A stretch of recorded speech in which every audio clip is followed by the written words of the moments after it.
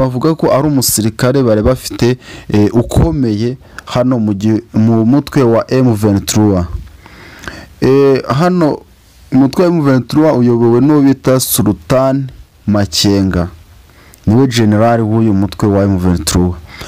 Akaba yatangaje amakuru y'incamugongo ko umusirikare wabo ukomeye cyane yitabye Imana, yaguye muri ambush.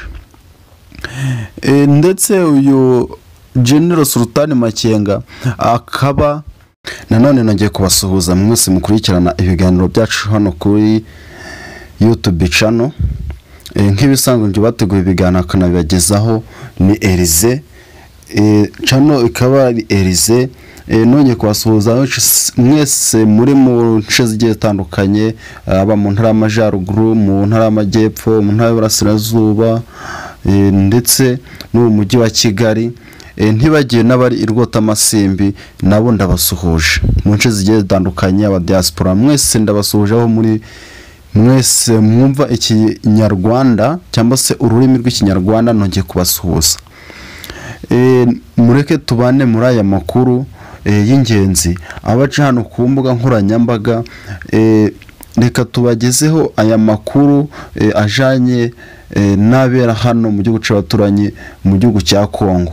Hamaze igihe kinini haberamo imirwano iteye ubwoba, harimo umutwe wa M23 ndetse uhangananyemo n'umutwe wa leta ya FARDC ayo bakorera mu gihugu cya Kongo.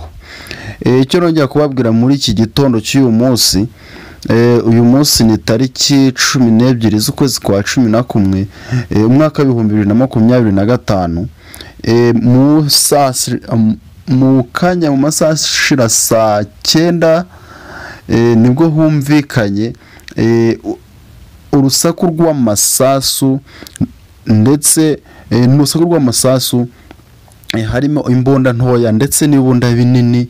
Hari rwa rusaku rwa ruteye ubwoba yari M23 cyangwa se M23 yari irimo yigarura uduce tugiye dutandukanye, harimo uduce twa Kinihira, Tombe, Mahanga.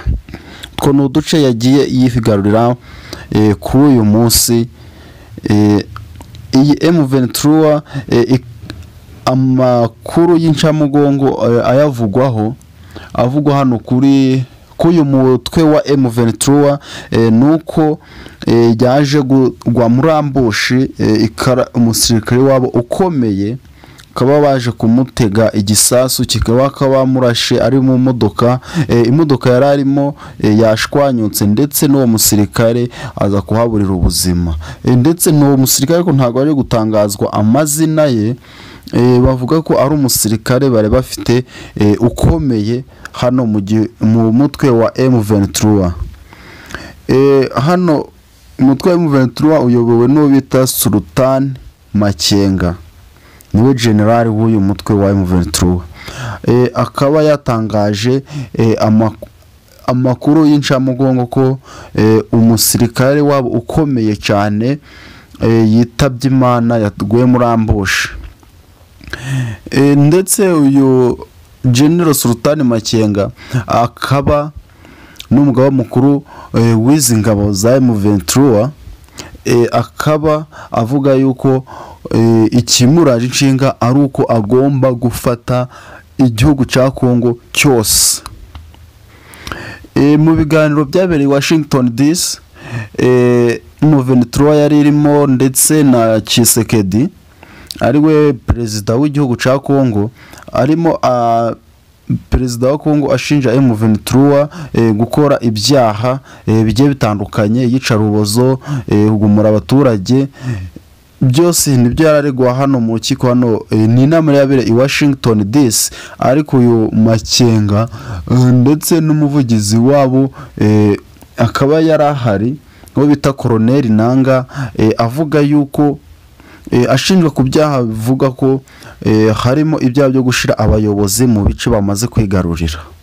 Niho Colonel Nanga yaje kubivugaho abigaruka, avuga ati ahantu twafashe zempo za Bunagana, za Rucuru, za Masisi, za Kivu y'Amajepfo hose bamaze gufata, bakaba bamaze gushiramo abayobozi. Icyo ni icyaha baregwa, ariko bakisobanuramo bavuga ko abaturage bari barimo batari bagomba kwicwa n'inzara, cyangwa se bari bakeneye serivisi zigiye zitandukanye, bakeneye serivisi z'ubuvuzi, bakeneye serivisi zo mu mabanki, ndetse bakeneye n'abana bari bakenewe kwiga. Avuga ko yaragomba gushiraho abayobozi kugira ngo bareberere umutekano w'abaturage hano mu gihugu cya Kongo, aho abamaze gufata uyu mutwe wa M23. Ndetse ni byinshi igenda ishinjwa, ariko ibyihakana ivuga yuko igomba gushiraho abayobozi kugira ngo abaturage bahasigaye bahabwe serivisi nk'ibisanzwe. Uyu Colonel Nanga ni abitangaza avuga yuko abasirikare b'igihugu cya Kongo baza bibasira ubwoko bita abanyamurenge, barimo bagenda bicwa cyane, babakorera iyicarubozo, ndetse babahora uko bavutse. Abanyamurenge barimo barazira ubusa no mu gihugu cya Kongo, barimo bagenda bicwa cyane, ndetse n'igisirikare cya Kongo. Reka dukomereze hano ku muperezida bita Ndayishimiye Evariste, uzwi nka Neva. Amaze igihe kinini yifatanya na leta ya Kongo mu mugambi wo kurwanya M23, ariko siko biri.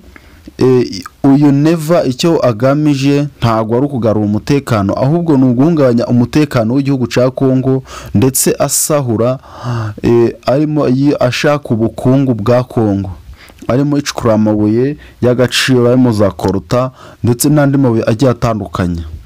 N'ubu byose bari kugenda bavuga ko abasirikare b'u Burundi mu nce zigiye zitandukanye, harimo za Kivu y'Amajepfo, bakoze imyigaragambyo bamagana igisirikare cy'u Burundi ko batagomba kuguma kuba hano mu gihugu cya Kongo, ko bari kubateza umutekano muke, nibo bari kuzana indwano, bari guhohotera bamwe mu bazwi nk'abanyamurenge, barimo babahohotera cyane. Nibwo barimo basaba bakora imyigaragambyo yuko basaba Ndayishimiye Evariste w'igihugu cy'u Burundi akaba agomba gukura abasirikare be mu gihugu cya Kongo. Nabwo n'indi nama yari ikomeje hano muri Washington, havuyemo iyo nama yari yabereye Washington, yamagana perezida w'u Burundi ko yakura abasirikare mu gihugu cya Kongo. Naho mu nama iherutse kubera mu gihugu cya Katari, harimo inama barega amakosa menshi bashira ku Rwanda, bahamagara u Rwanda, ndetse bahamagara perezida Paul Kagame bamubwira yuko agomba gukura abasirikare be mu gihugu cya Kongo.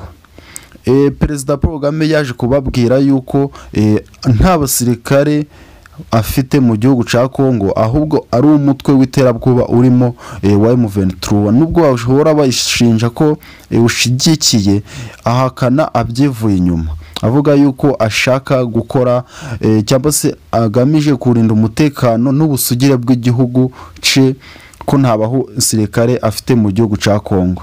Ni umutekano agamije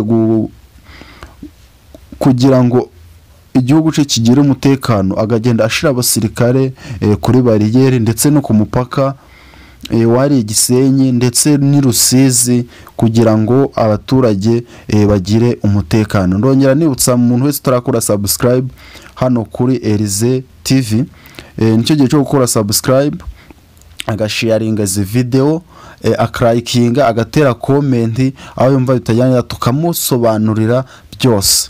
Ndongera mbutse ko umuntu ushaka kwamamariza hano kuri iyi channel, akabona nimero ya telefone ya WhatsApp, atwandikiye tube twamufasha mu byo genda yifuza ko twamuganiraho, ndetse akamamaza.